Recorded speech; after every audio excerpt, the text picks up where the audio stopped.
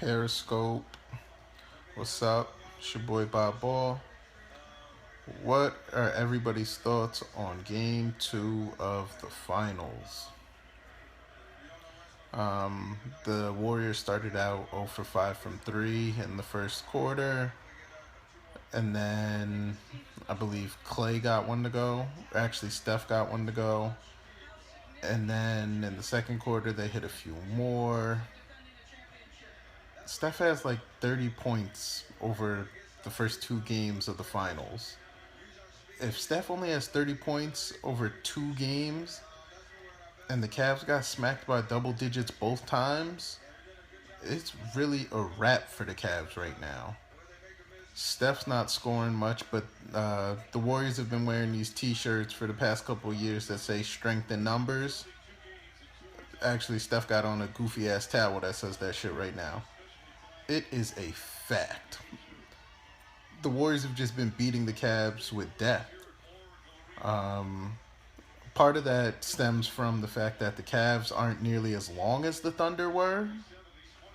Like when you have Adams, Ibaka, Durant, Roberson, and Westbrook on your shooters and they can switch everything. And then you go into a series with the Cavs where like you get Tristan Thompson, who's like an active big, but he's not exactly what you would say fleet of foot. You get Thompson, and then you get JR, who's known to have mental lapses, guarding Steph or Clay. Like, you see these guys getting beat backdoor, left and right. So, it's almost, the speed of these games is mind-bogglingly different. We just watched the Thunder and the Cavs. The Thunder and the Warriors play 7 games at what seemed like fast forward mode, and then we got this slop fest from Cleveland. Like, they're trying to muck up the game and make it sloppy, but they can't even seem to do that because Kyrie can't guard anybody. Like, they put him on Harrison Barnes, who's at this point clearly the fifth option in the lineup of death. Like, just blatantly the fifth option. I wouldn't be surprised to see him dart out of town the moment he gets a chance in free agency. Like this, while we're on the subject of Harrison Barnes, this is a guy who was going to be a top 10 pick after his freshman year, but he came into the year thinking he was going to be the first pick. So he went back to UNC for his sophomore year, and he kept it a buck. Like, he said, yo, the reason I'm coming back is because I want to work on the Harrison Barnes brand. So, you don't think he's trying to get out of here? Like, he's the fifth option? He was the first sub of this game, like, when it was kind of fun and entertaining in the beginning. Steve Kerr got Harrison Barnes up out of there, put in Iggy. So, there's not much, and Kyrie can't even guard him, the fifth option. Like, where do you hide him? You can't hide. There's no non-shooters on the Warrior. Like, you can't give the Warriors the Tony Allen / Roberson treatment. And he's at a size disadvantage, and he doesn't have the defensive acumen to just stay with Steph all game. Granted, a lot of people don't have that kind of mental fortitude. Like, Russ fell asleep millions of times during that series, and it cost them. But that's here nor there.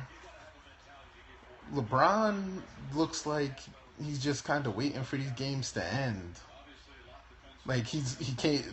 When Steph picked up that third foul in the second quarter towards like the 3-minute mark, LeBron smelled blood and he made a push to kind of, yo, can I put my impact on this game?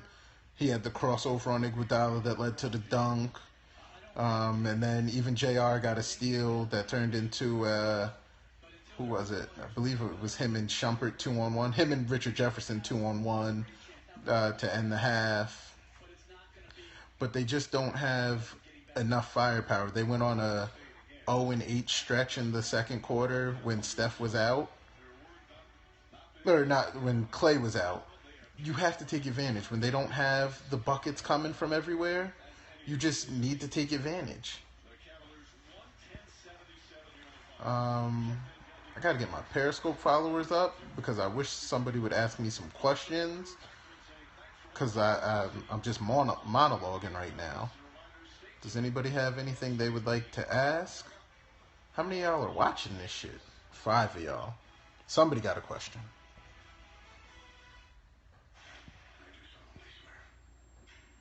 Guess not. Something I did notice was... Oop, just blanked. Oh, I'm just going to keep talking about this until something is done with it. Clay got to see somebody about the ball handling. Like, for him to be so good at all other aspects of the game, he has no creativity in his game. Like, he's mad bland with it. I got my boy Gold. He's at Guard Up Basketball. You guys need to be checking him out. But he got ball handling drills that Clay could work on. That dude Handle Life blew up.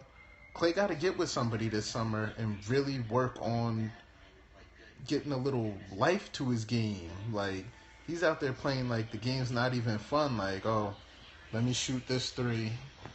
Let me play some defense. Like, live a little, my guy. Put the ball through your legs once or twice. Anyway, I'll probably ask for a Q&A in the next 2 days. If anybody has any questions, please send them to me at BobBallBlog on Twitter, at BobBallBlog on Instagram. You could send them to me at Rob Ballshaw on Facebook. Look forward to talking to you guys. See you guys in Cleveland.